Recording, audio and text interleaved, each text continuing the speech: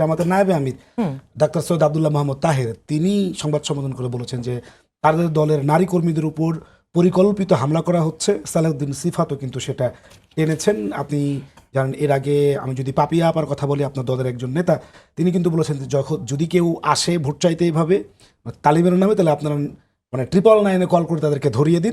এবং ফেসবুকে একটা বক্তব্য খুব ভাইরাল হয়েছে, সেটি হচ্ছে একজন বিএনপির নেতা, তিনি বলছেন যে যদি এরকম আসে তাহলে তার পোশাকের কথা বলা হচ্ছে, তিনি খুলে ফেলবেন।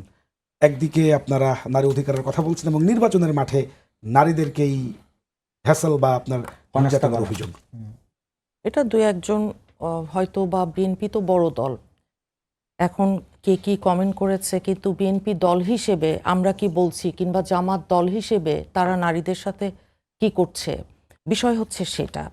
এখন দেখেন, আমরা যখন বলছি যে 5% জুলাই সনদে, যেহেতু আমরাও সই করেছি, জামাতও করেছে, এনসিপি করেনি, যে 5% নারীদের দেয়া হবে সংসদে সরাসরি নির্বাচনে, তো সেখানে বিএনপির বেলায় হয়তো কিছুটা কম আছে, আর জামাত একজন নারী সদস্যকেও কম্পিটেন্ট মনে হয়তো বা করেনি, যেই কারণে দেয়নি।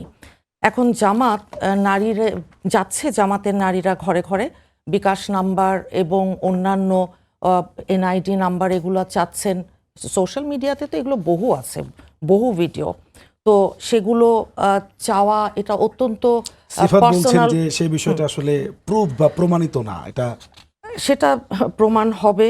যেটা আমরা দেখেছি, আমরা জানি যে মিরপুরের একটা ঘটনায় যেটা হয়েছে, সেখানে তো এলাকার লোকজনই এসে কথা বলেছে, ওই নারীর যিনি হাজবেন্ড উনি এসে আপনার কথা বলেছেন।